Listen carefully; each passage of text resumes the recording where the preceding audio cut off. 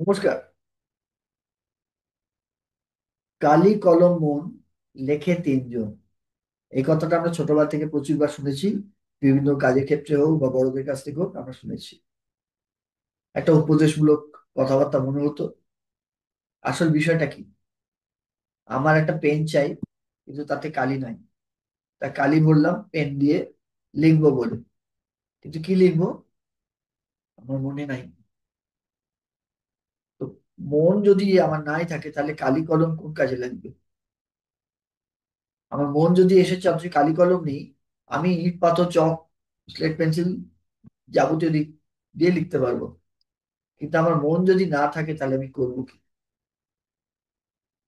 কিন্তু মন শুধু হলেই তো হবে না, আমার শরীরটাও তো নড়তে হবে। আমার শরীরটা তো চাই এটা করার জন্য।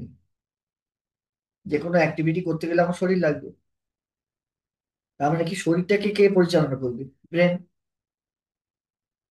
আমার ব্রেনের মধ্যে যে ঘিলু বলা হয় এটাকে, সেরিব্রাম, সেখানে নিউরনস গুলো ঘুরছে। এই নিউরনস গুলো যখন আমাকে অ্যাক্টিভিটি করাবে, তখনই আমি করব। তাহলে মন ব্রেনকে বলছে, ভাই তুমি এটা করো। তাহলে আমাকে দুটো জিনিসেই প্রায়োরিটি দিতে হবে। আমার যদি একটা কবিতা লেখার ইচ্ছা হয়, তাহলে আমার মন থেকে ভাবতে হবে কোন কথার পরে কোন কথাটা আমি জুড়ে কবিতাটা লিখবো। কিন্তু আমার মন যদি সেই কাজটা করেও, আর শরীর যদি সেটা না করে, চুপচাপ বসে থাকে, আমার ব্রেনের মধ্যে যদি কিছু না করে, নিউরনস গুলো যদি অ্যাক্টিভিটি না করে, তাহলে কি হবে?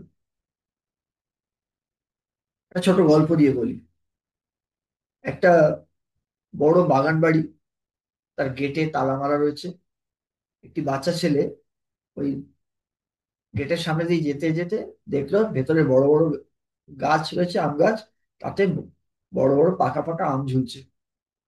ছেলেটার মনটা দেখলো, মন দিয়ে সে দেখছিল, চোখ দিয়ে দেখলো সে। মন তাকে বলল, যা গিয়ে আম পেড়ে খা।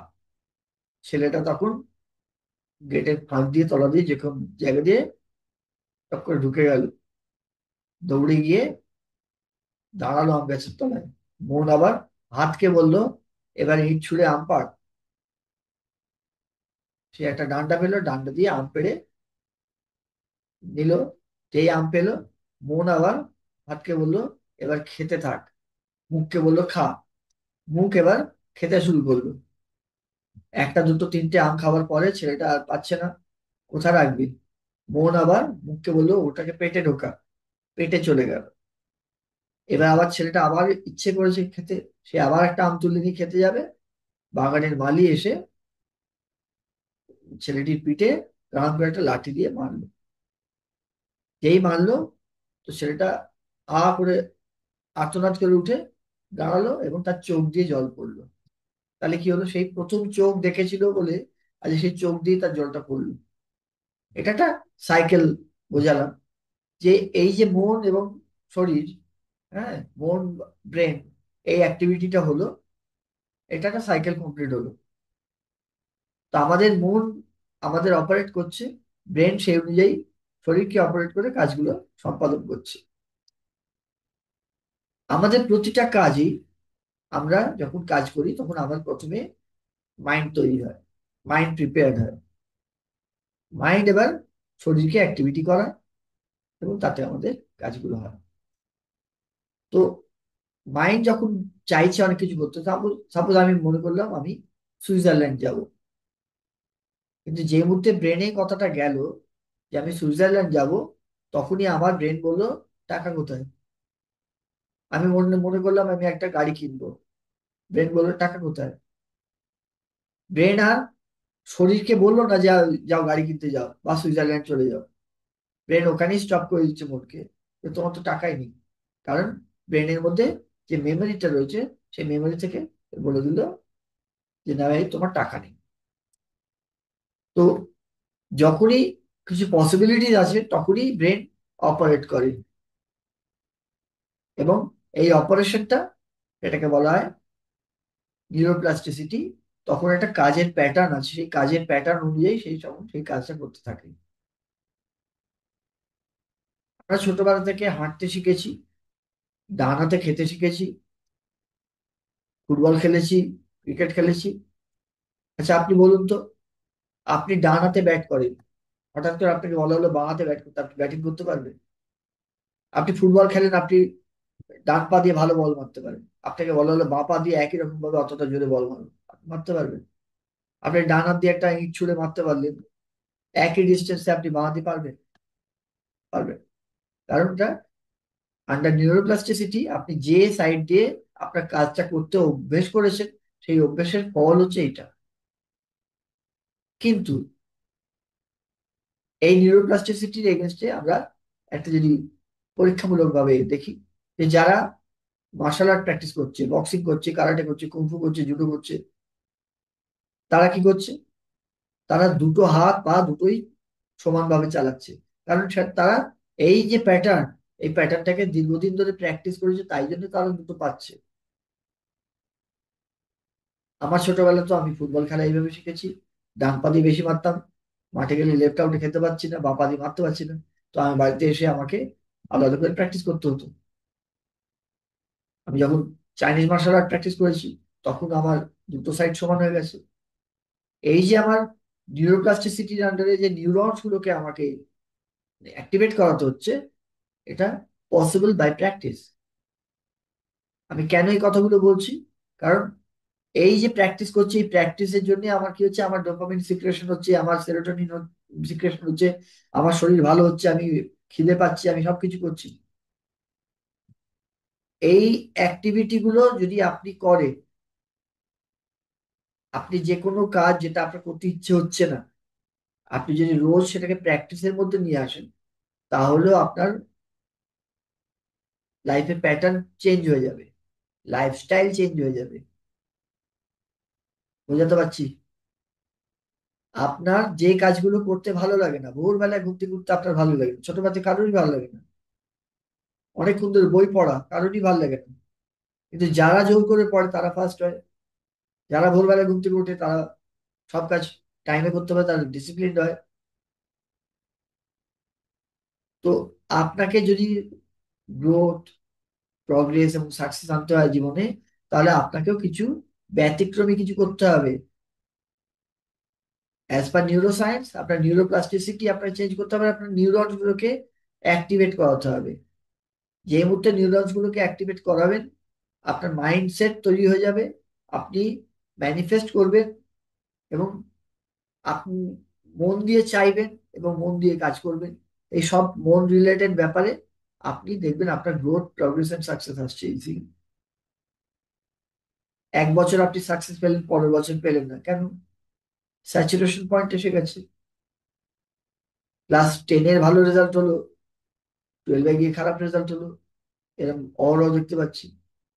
কারণ সে আত্মতৃপ্তিতে ভুগছে বা অহংকার বোধে ভুগছে। আমাদের 5 সেন্সেস অ্যান্ড 5 লিম্বস, এগুলো তো ব্রেন অপারেট করে, কিন্তু মনের যে অংশটা, মন, বুদ্ধি, চিত্ত, অহংকার, অন্তরেন্দ্রিয়, প্যারাসিম্পেথেটিক রিজনিং যারা রয়েছে, মন একটা কোনো কাজ করার জন্য প্রস্তুতি নিল, বুদ্ধির সঙ্গে সেই কাজটা করলো, কিন্তু কিছুক্ষণ পরে তার মন চলে গেল, তার চিত্ত চঞ্চল হয়ে গেল।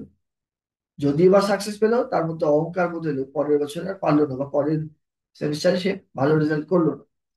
তো এই যে সমস্যাগুলো, এগুলো সবই হচ্ছে মাইন্ডের মধ্যে রয়েছে।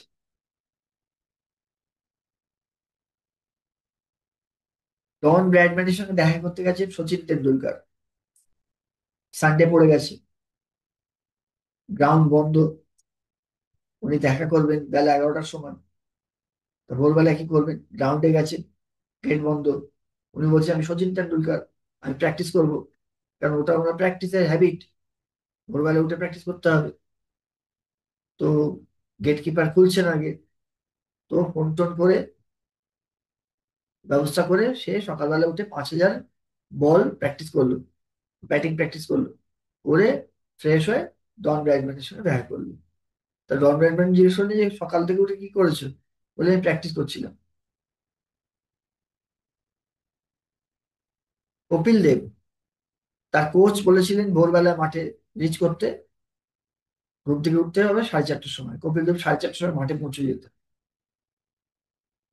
তার মানে সেন্স, তার ডিসিপ্লিন সেন্স তার অনেক বেশি অ্যাক্টিভ। সে পৌঁছে গেল ঠিক টাইম।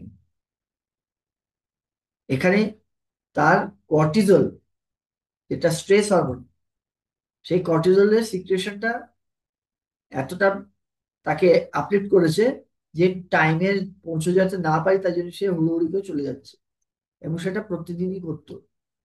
আমরা সবাই জানি কর্টিজল বেশি সিক্রেশন হলে এ হয়, স্ট্রেস বাড়ে। কিন্তু স্ট্রেসেরও প্রয়োজন আছে, কর্টিজলেরও প্রয়োজন আছে।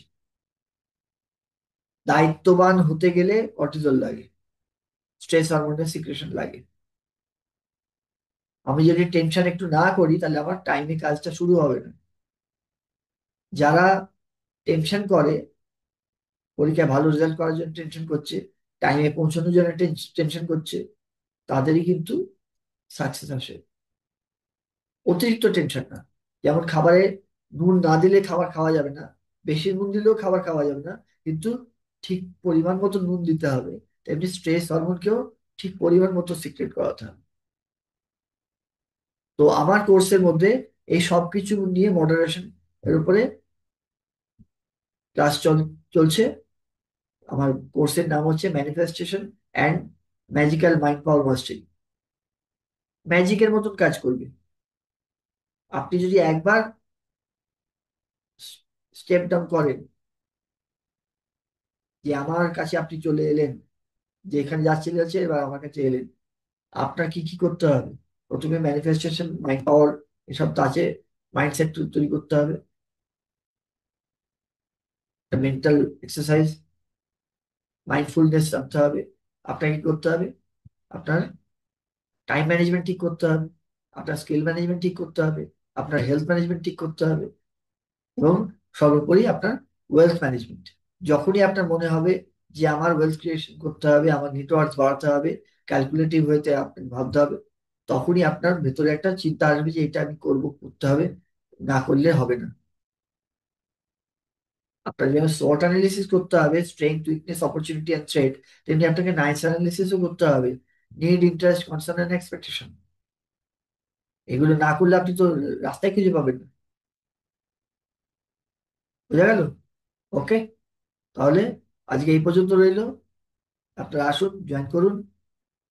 আশা করি আপনাদের ভালো লাগবে এবং জীবনে উন্নতি করতে সুবিধা হবে। নমস্কার।